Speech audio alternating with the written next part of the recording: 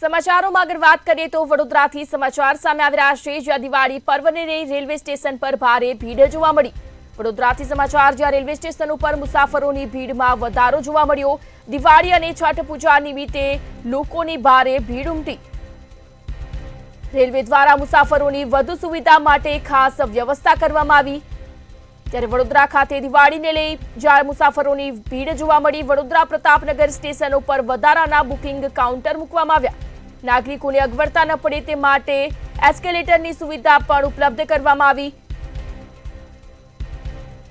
Railway પ્રશાસન દ્વારા યાત્રીઓ માટે સ્પેશિયલ ટ્રેનનું પણ ખાસ આયોજન કરવામાં આવ્યું છે। દિવાળી અને છઠ પૂજા નિમિત્તે ભારે ભીડ ઉમટી છે। રેલવે દ્વારા મુસાફરોની વધુ સુવિધા માટે પણ ખાસ વ્યવસ્થા કરવામાં આવી છે। વડોદરા પ્રતાપનગર સ્ટેશનો પર વધારાના બુકિંગ કાઉન્ટર મૂકવામાં આવ્યા। નાગરિકોને અગવડતા ન પડે તે માટે એસ્કેલેટરની પણ ખાસ સુવિધા કરવામાં આવી। વડોદરાથી સમાચાર સામે આવી રહ્યા છે, જ્યાં રેલવે સ્ટેશન ઉપર મુસાફરોની ભીડમાં વધારો જોવા મળ્યો છે। દિવાળી અને છઠ પૂજાના તહેવાર નિમિત્તે લોકોની ભારે ભીડ જોવા મળી।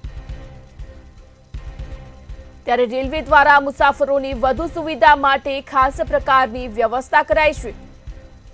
વડોદરા પ્રતાપનગર સ્ટેશન ઉપર વધારાના બુકિંગ કાઉન્ટર મૂકવામાં આવ્યા। નાગરિકોને અગવડતા ન પડે તે માટે એસ્કેલેટરની ખાસ સુવિધા આપવામાં આવી। વડોદરાથી સમાચાર સામે આવી રહ્યા છે, જ્યાં રેલવે પ્રશાસન દ્વારા યાત્રીઓ માટે સ્પેશિયલ ટ્રેનનું પણ ખાસ આયોજન કરવામાં આવ્યું। દિવાળી અને છઠ પૂજા નિમિત્તે લોકોની ભારે ભીડ ઉમટી છે, ત્યારે રેલવે પ્રશાસન દ્વારા ખાસ વ્યવસ્થા કરવામાં આવી। રેલવે દ્વારા મુસાફરોની વધુ સુવિધા માટે ખાસ વ્યવસ્થા કરાઈ। વડોદરા પ્રતાપનગર સ્ટેશન ઉપર વધારાના બુકિંગ કાઉન્ટર મૂકવામાં આવ્યા। ત્યારે નાગરિકોને અગવડતા ન પડે તે માટે ખાસ એસ્કેલેટરની પણ સુવિધા ઉપલબ્ધ કરવામાં આવી। વડોદરાથી સમાચાર સામે આવી રહ્યા છે, જ્યાં રેલવે સ્ટેશનો પર મુસાફરોની ભીડમાં વધારો જોવા મળ્યો। દિવાળી અને છઠ પૂજા નિમિત્તે લોકોની ભારે ભીડ ઉમટી। રેલવે દ્વારા મુસાફરોની વધુ સુવિધા માટે ખાસ પ્રકારની વ્યવસ્થા કરાઈ છે। ત્યારે વડોદરા પ્રતાપનગર સ્ટેશનો પર વધારાના બુકિંગ કાઉન્ટર મૂકવામાં આવ્યા। નાગરિકોને અગવડતા ન પડે તે માટે એસ્કેલેટરની સુવિધા મૂકવામાં આવી। વધુ વિગતો સાથે વડોદરાથી સત્યમ લાઈવ જોડાઈ ગયા છે। જી સત્યમ, સમાચાર વડોદરાથી, જ્યાં દિવાળી અને છઠ પૂજાના તહેવારને લઈ રેલવે સ્ટેશન પર મુસાફરોની ભારે ભીડ જોવા મળી રહી છે। કેવી પ્રકારની વ્યવસ્થા રાખવામાં આવી છે, શું સુવિધાઓ?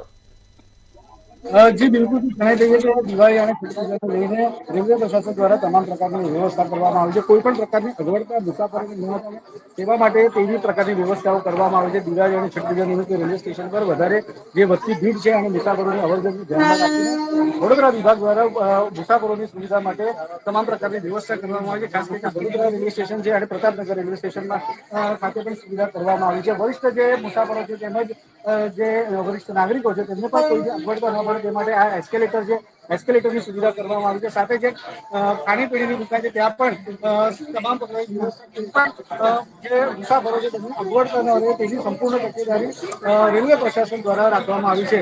વડોદરા રેલવે વિભાગ દ્વારા પણ આયોજન કરવામાં આવ્યું છે, જેમાં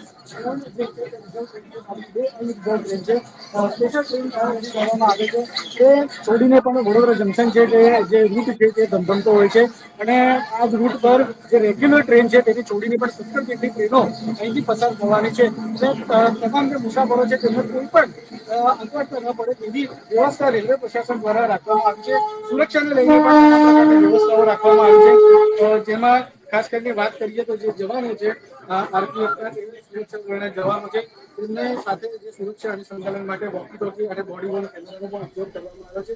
સ્ટેશન પર લગાવવામાં આવેલા સીસીટીવી કેમેરા 24 કલાક મુસાફરોની જે અવરજવર છે તે પણ નજરે જોવા મળી શકે છે। સત્યમ, આપ જોડાયા રહેજો અમારી સાથે। વડોદરા પીઆરઓ જોડાઈ ગયા છે। વડોદરા પીઆરઓ અનુભવજી આપણી સાથે જોડાઈ ગયા છે। જી, વડોદરા ખાતે દિવાળી અને છઠ પૂજાને લઈ મુસાફરોની વ્યવસ્થા શું જોવા મળી છે? ક્યાંક કયા પ્રકારની વ્યવસ્થા રાખવામાં આવી છે? देखिए मतलब दिवाली और छठ पैंतालीस से ये ट्रेनें उसके ट्रेनें 2400 से नोटिफाई कर दिए हैं। और इन ट्रेनों की बात है तो हमारे यूपी बिहार बड़ौदा से 5 ट्रेनें जो है वो निर्धारित की गई हैं, जिसमें से 3 रिजर्व ट्रेनें हैं वडोदरा से मऊ, कोलकाता और गोरखपुर की है, और 2 अनरिजर्व ट्रेनें भी हमने अनाउंस की है, जिसमें प्रतापनगर से कटिहार ट्रेन आपने देखा कि कुछ दिन पहले गई थी, और रविवार को प्रतापनगर से जयनगर की एक ट्रेन जाएगी।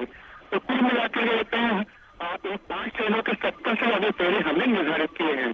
अगर हम क्राउड मैनेजमेंट की बात करें तो वडोदरा स्टेशन पर हमने होल्डिंग एरिया बनाया हुआ है, जहाँ पर ज्यादा भीड़ होने पर यात्री जो है वहाँ पे रुकते हैं और फिर उन्हें कतारबद्ध रूप से हमारे सिविल स्टाफ है, टिकट सर्विस स्टाफ है, ट्रेन तक लेके आता है, उन्हें उनकी ट्रेन में उन्हें आराम से बैठाता है मतलब।